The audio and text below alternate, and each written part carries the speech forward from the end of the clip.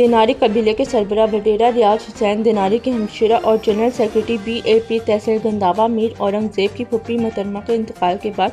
DSP circle डेरा मुराद जमाली गुलाब खान शेख ओस्ता मोहम्मद के मौजूद शख्सियत मीर करीम बख्श खान रंद STO B&R मोहम्मद अनवर मक्सी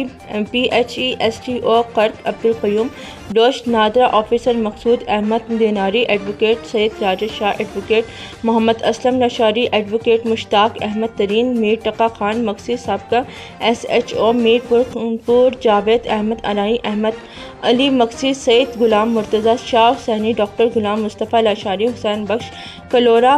मीर अर्स मोहम्मद दिनारी